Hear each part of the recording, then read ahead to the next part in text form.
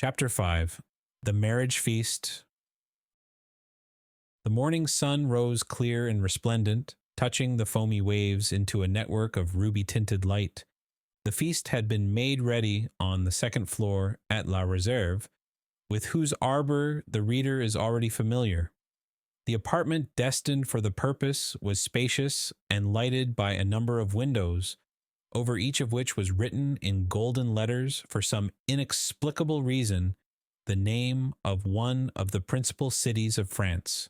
Beneath these windows, a wooden balcony extended the entire length of the house, and although the entertainment was fixed for 12 o'clock, an hour previous to that time, the balcony was filled with impatient and expectant guests, consisting of the favored part of the crew of the Pharaon and other personal friends of the bridegroom, the whole of whom had arrayed themselves in their choicest costumes in order to do greater honor to the occasion. Various rumors were afloat to the effect that the owners of the Pharaon had promised to attend the nuptial feast, but all seemed unanimous in doubting that an act of such rare and exceeding condescension could possibly be intended. Danglars, however, who now made his appearance, accompanied by Caderousse, effectually confirmed the report, stating that he had recently conversed with Monsieur Morel, who had himself assured him of his intention to dine at La Réserve. In fact, a moment later, Monsieur Morel appeared and was saluted with an enthusiastic burst of applause from the crew of the Pharaon, who hailed the visit of the ship owner as a sure indication that the man whose wedding feast he thus delighted to honor would ere long be first in command of the ship. And as Dantès was universally beloved on board his vessel, the sailors put no restraint on their tumultuous joy at finding that the opinion and choice of their superiors so exactly coincided with their own. With the entrance of Monsieur Morel, Danglars and Caderousse were dispatched in search of the bridegroom to convey to him the intelligence of the arrival of the important personage whose coming had created such a lively sensation, and to beseech him to make haste. Danglars and Caderousse set off upon their errand at full speed, but ere they had gone many steps they perceived a group advancing towards them, composed of the betrothed pair, a party of young girls in attendance on the bride, by whose side walked Dantès' father, the whole brought up by Fernand, whose lips wore their usual sinister smile. Neither Mercédès nor Edmond observed the strange expression of his countenance. They were so happy that they were conscious only of the sunshine and the presence of each other. Having acquitted themselves of their errand and exchanged a hearty shake of the hand with Edmond, Danglars and Caderousse took their places beside Fernand and old Dantès, the latter of whom attracted universal notice. The old man was attired in a suit of glistening watered silk, trimmed with steel buttons, beautifully cut and polished. His thin but wiry legs were arrayed in a pair of richly embroidered clocked stockings, evidently of English manufacture, while from his three-cornered hat depended a long streaming knot of white and blue ribbons. Thus he came along supporting himself on a curiously carved stick, his aged countenance lit up with happiness, looking for all the world like one of the aged dandies of 1796, parading the newly opened gardens of the Luxembourg and Tuileries. Beside him glided Caderousse, whose desire to partake of the good things provided for the wedding party had induced him to become reconciled to the Dante father and son, although there still lingered in his mind a faint and unperfect recollection of the events of the preceding night, just as the brain retains on waking in the morning the dim and misty outline of a dream. As Danglars approached the disappointed lover, he cast on him a look of deep meaning, while Fernand, as he slowly paced behind the happy pair, who seemed in their own unmixed content to have entirely forgotten that such a being as himself existed, was pale and abstracted. Occasionally, however, a deep flush would overspread his countenance, and a nervous contraction distort his features, while, with an agitated and restless gaze, he would glance in the direction of Marseilles, like one who either anticipated or foresaw some great and important event. Dantès himself was simply, but becomingly, clad in the dress peculiar to the merchant service, a costume somewhat between a military and a civil garb, and with his fine countenance radiant with joy and happiness, a more perfect specimen of manly beauty could scarcely be imagined. Lovely as the Greek girls of Cyprus or Chios, Mercedes boasted the same bright, flashing eyes of jet and ripe, round coral lips. She moved with the light, free step of an Arlesian or an Andalusian. One more practiced in the arts of great cities would have hid her blushes beneath a veil, or at least have cast down her thickly fringed lashes so as to have concealed the liquid luster of her animated eyes. But on the contrary, the delighted girl looked around her with a smile that seemed to say, "If you are my friends, rejoice with me, for I am very happy." As soon as the bridal party came in sight of La Réserve, Monsieur Morel descended and came forth to meet it, followed by the soldiers and sailors there assembled, to whom he had repeated the promise already given, that Dantès should be the successor to the late Captain Leclerc. Edmond, at the approach of his patron, respectfully placed the arm of his affianced bride within that of Monsieur Morel, who, forthwith conducting her up the flight of wooden steps leading to the chamber in which the feast was prepared, was gaily followed by the guests, beneath whose heavy tread the slight structure creaked and groaned for the space of several minutes. "Father," said Mercédès, stopping when she had reached the center of the table, "sit, I pray you, on my right hand. On my left I will place him who has ever been as a brother to me," pointing with a soft and gentle smile to Fernand. But her words and look seemed to inflict the direst torture on him, for his lips became ghastly pale, and even beneath the dark hue of his complexion, the blood might be seen retreating as though some sudden pang drove it back to the heart. During this time, Dantès, at the opposite side of the table, had been occupied in similarly placing his most honored guests. Monsieur Morel was seated at his right hand, Danglars at his left, while, at a sign from Edmond, the rest of the company ranged themselves as they found it most agreeable. Then they began to pass around the dusky, piquant Arlesian sausages and lobsters in their dazzling red cuirasses, prawns of large size and brilliant color, the echinus with its prickly outside and dainty morsel within, the Clovis, esteemed by the epicures of the South as more than rivaling the exquisite flavor of the oyster North. All the delicacies, in fact, that are cast up by the wash of waters on the sandy beach, and styled by the grateful fishermen fruits of the sea. "A pretty silence, truly," said the old father of the bridegroom, as he carried to his lips a glass of wine of the hue and brightness of the topaz, and which had just been placed before Mercédès herself.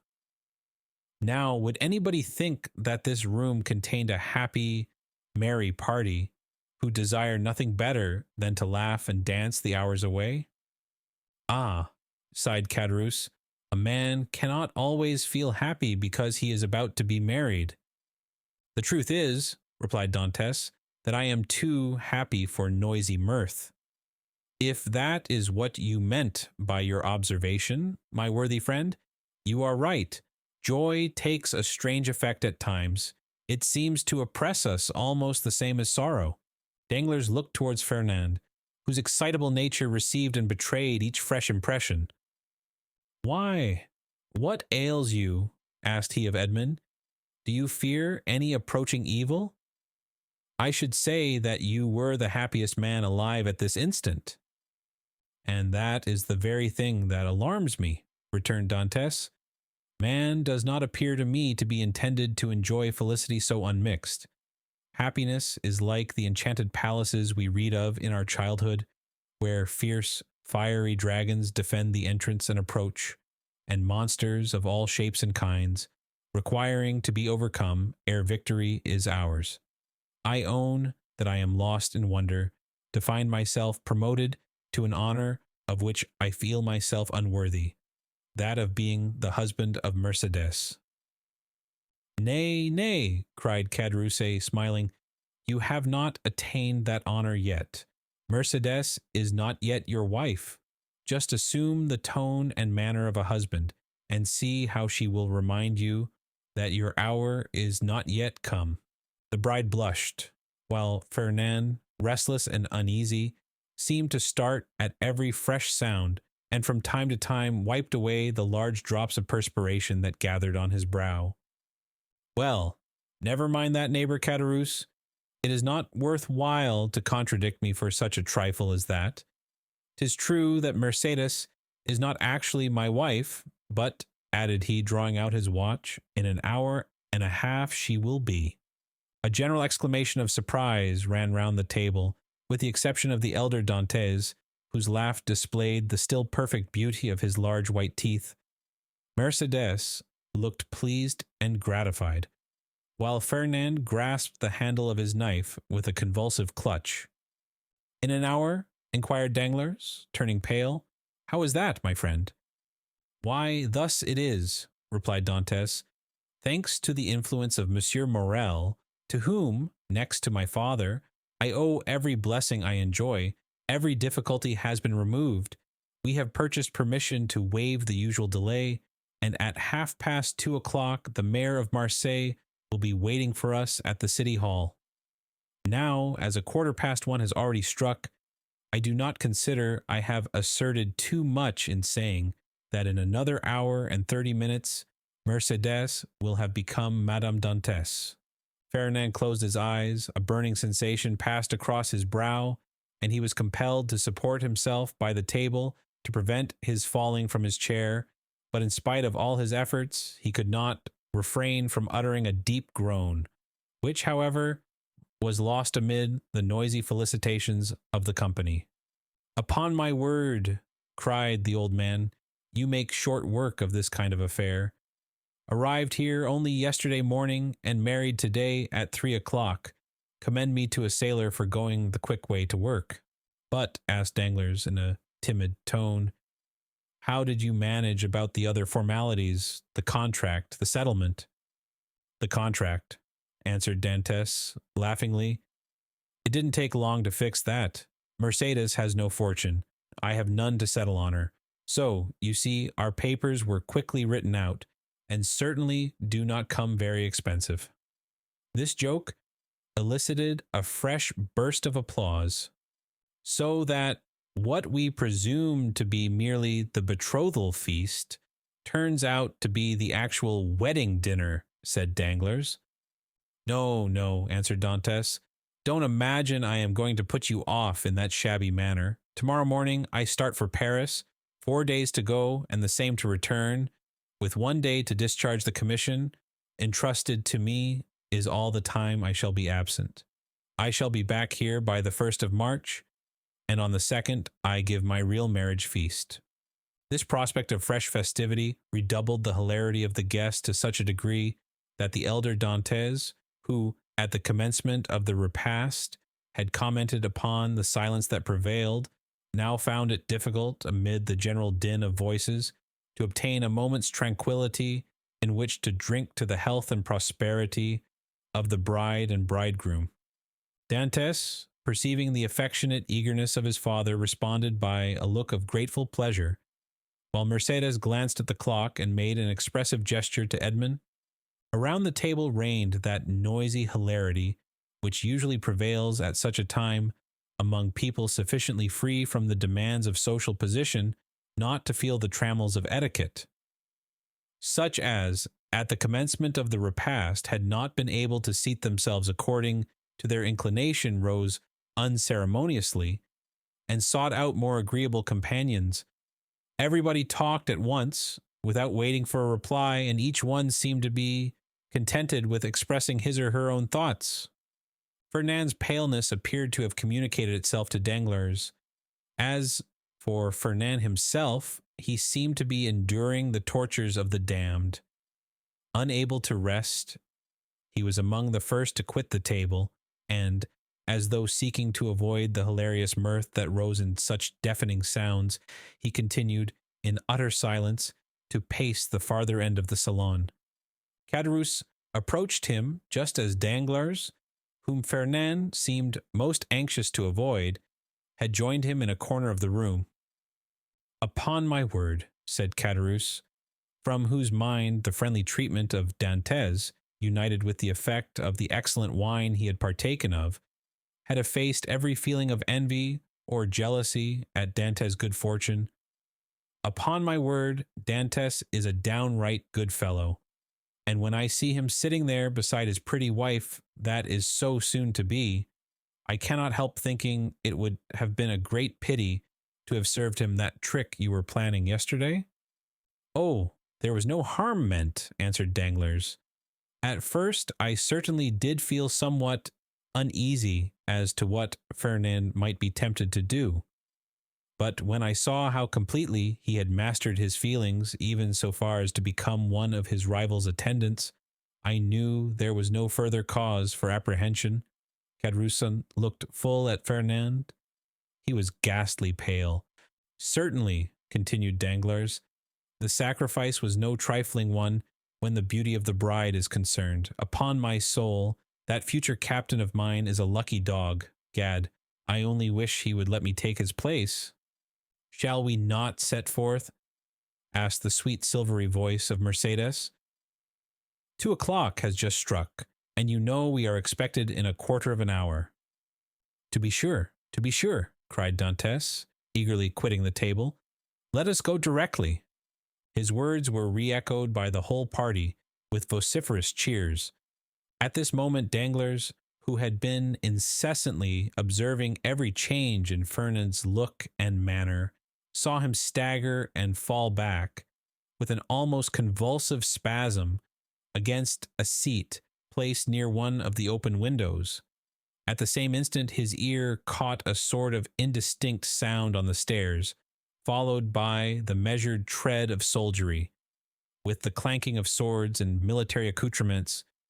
Then came a hum and buzz as of many voices, so as to deaden even the noisy mirth of the bridal party, among whom a vague feeling of curiosity and apprehension quelled every disposition to talk, and almost instantaneously the most death-like stillness prevailed. The sounds drew nearer. 3 blows were struck upon the panel of the door. The company looked at each other in consternation.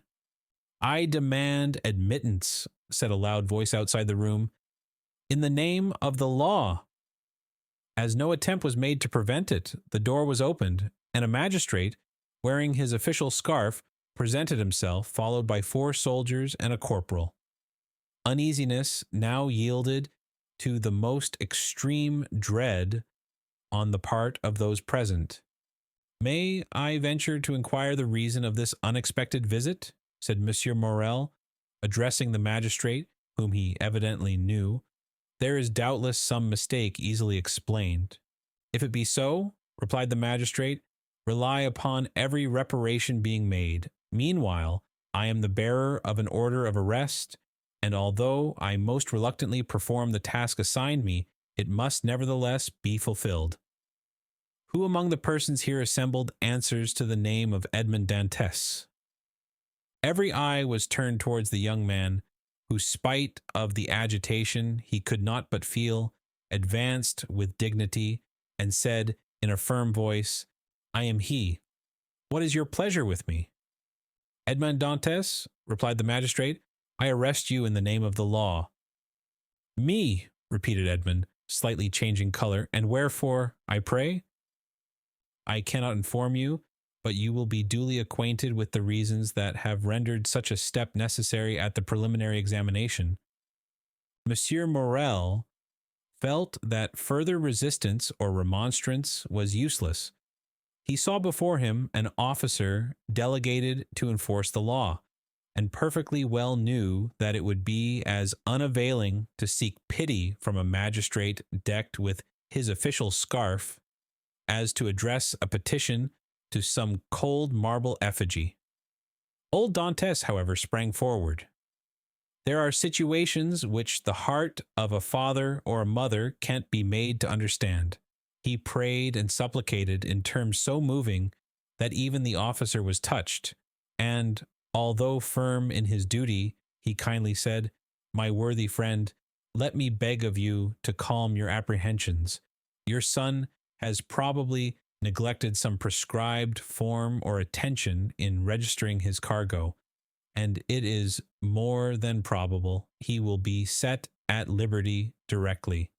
He has given the information required, whether touching the health of his crew or the value of his freight."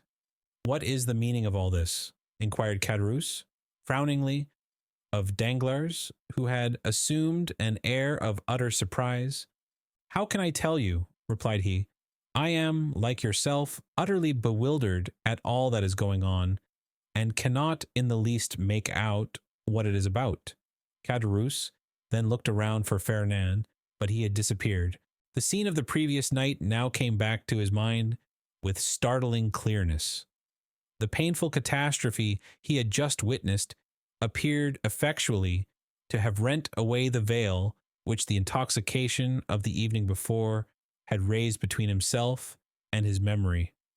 So, said he, in a hoarse and choking voice to Danglars, "this then, I suppose, is a part of the trick you were concerting yesterday? All I can say is, that if it be so, 'tis an ill turn, and well deserves to bring double evil on those who have projected it."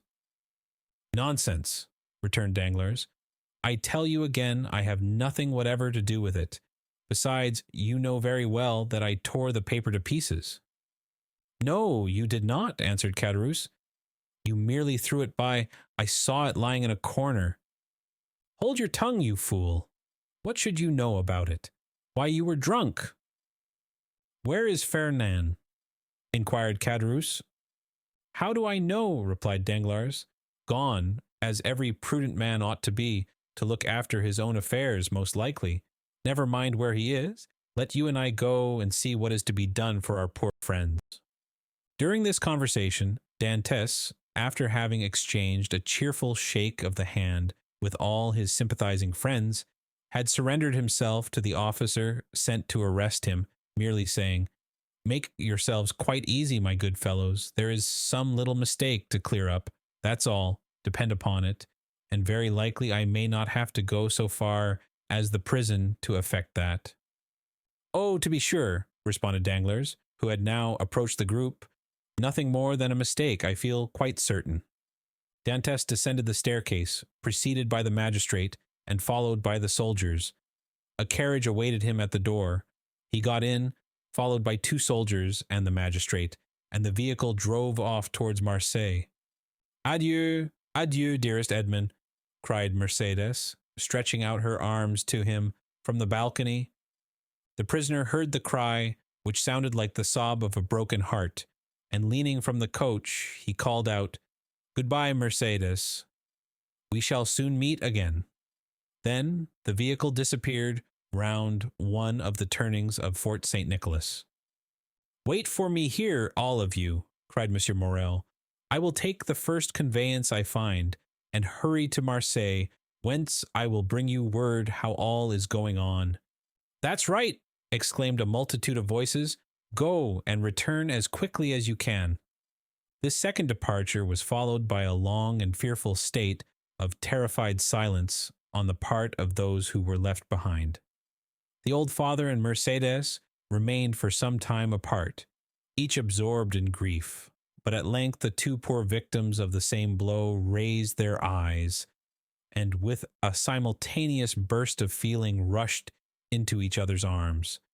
Meanwhile, Fernand made his appearance, poured out for himself a glass of water with a trembling hand, then hastily swallowing it, went to sit down at the first vacant place, and this was, by mere chance, placed next to the seat on which poor Mercedel had fallen half fainting, when released from the warm and affectionate embrace of old Dantes. Instinctively, Fernand drew back his chair. "He is the cause of all this misery. I am quite sure of it," whispered Caderousse, who had never taken his eyes off Fernand to Danglars. "I don't think so," answered the other. "He's too stupid to imagine such a scheme. I only hope the mischief will fall upon the head of whoever wrought it." "You don't mention those who aided and abetted the deed," said Caderousse. "Surely," answered Danglars, "one cannot be held responsible for every chance arrow shot into the air." "You can, indeed, when the arrow lights point downward on somebody's head." Meantime, the subject of the arrest was being canvassed in every different form. "What think you, Danglars," said one of the party, turning towards him, "of this event?" "Why," replied he, "I think it just possible Dantes may have been detected with some trifling article on board ship considered here as contraband." "But how could he have done so without your knowledge, Danglars, since you are the ship's supercargo?" "Why, as for that, I could only know what I was told respecting the merchandise with which the vessel was laden. I know she was loaded with cotton, and that she took in her freight at Alexandria from Pastret's warehouse, and at Smyrna from Pascal's.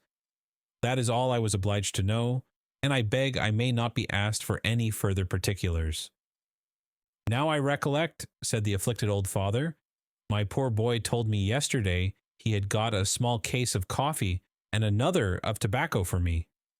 "There, you see," exclaimed Danglars. "Now the mischief is out. Depend upon it, the custom-house people went rummaging about the ship in our absence, and discovered poor Dantes' hidden treasures." Mercedes, however, paid no heed to this explanation of her lover's arrest. Her grief, which she had hitherto tried to restrain, now burst out in a violent fit of hysterical sobbing. "Come, come," said the old man. "Be comforted, my poor child. There is still hope." "Hope," repeated Danglars. "Hope," faintly murmured Fernand, but the words seemed to die away on his pale, agitated lips, and a convulsive spasm passed over his countenance. "Good news! Good news!" shouted forth one of the party stationed in the balcony on the lookout. "Here comes Monsieur Morrel back. No doubt now we shall hear that our friend is released." Mercedes and the old man rushed to meet the shipowner and greeted him at the door. He was very pale. "What news?" exclaimed a general burst of voices. "Alas, my friends," replied Monsieur Morrel, with a mournful shake of his head, "the thing has assumed a more serious aspect than I expected." "Oh, indeed, indeed, sir, he is innocent," sobbed forth Mercedes. "That I believe," answered Monsieur Morrel, "but still he is charged—" "With what?" inquired the elder Dantes. "With being an agent of the Bonapartist faction. Many of our readers may be able to recollect how formidable such an accusation became in the period at which our story is dated. A despairing cry escaped the pale lips of Mercedes. The old man sank into a chair. "Ah, Danglars," whispered Caderousse, "you have deceived me.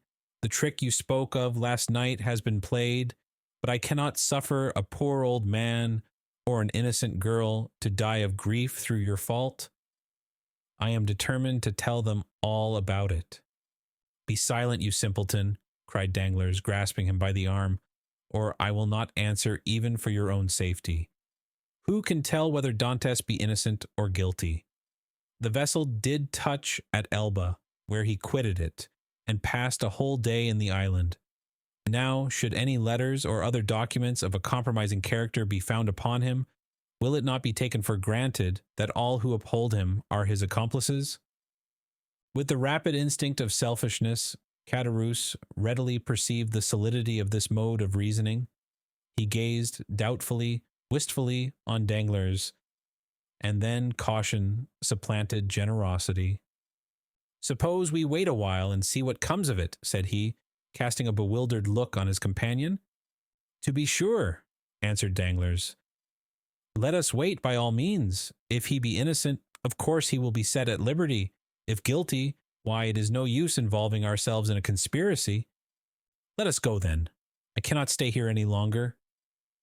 "With all my heart," replied Danglars, pleased to find the other so tractable. "Let us take ourselves out of the way and leave things for the present to take their course."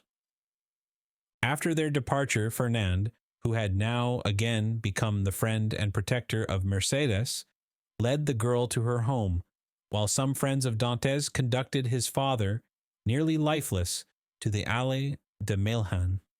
The rumor of Edmond's arrest as a Bonapartist agent was not slow in circulating throughout the city. "Could you ever have credited such a thing, my dear Danglars?"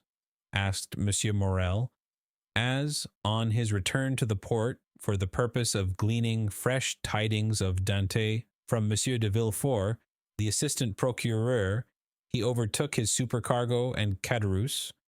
"Could you have believed such a thing possible?" "Why, you know I told you," replied Danglars, "that I considered the circumstance of his having anchored at the island of Elba as a very suspicious circumstance." "And did you mention these suspicions to any person beside myself?" "Certainly not," returned Danglars, then added in a low whisper, "You understand that on account of your uncle, Monsieur Policar Morel, who served under the other government, and who does not altogether conceal what he thinks on the subject, you are strongly suspected of regretting the abdication of Napoleon. I should have feared to injure both Edmond and yourself, had I divulged my own apprehensions to a soul. I am too well aware that though a subordinate, like myself, is bound to acquaint the shipowner with everything that occurs, there are many things he ought most carefully to conceal from all else." "'Tis well, Danglars, 'tis well," replied Monsieur Morrel. "You are a worthy fellow, and I had already thought of your interest in the event of poor Edmond having become captain of the Pharaon. Is it possible you were so kind?" "Yes, indeed. I had previously inquired of Dantès what was his opinion of you, and if he should have any reluctance to continue you in your post, for somehow I have perceived a sort of coolness between you." "And what was his reply?" "That he certainly did think he had given you offence in an affair which he merely referred to without entering into particulars, but that whoever possessed the good opinion and confidence of the ship's owners would have his preference also." "The hypocrite!" murmured Danglars. "Poor Dantès," said Caderousse. "No one can deny his being a noble-hearted young fellow." "But meanwhile," continued Monsieur Morrel, "here is the Pharaon without a captain." "Oh," replied Danglars, "since we cannot leave this port for the next 3 months, let us hope that ere the expiration of that period Dantès will be set at liberty." "No doubt, but in the meantime—" "I am entirely at your service, Monsieur Morrel," answered Danglars.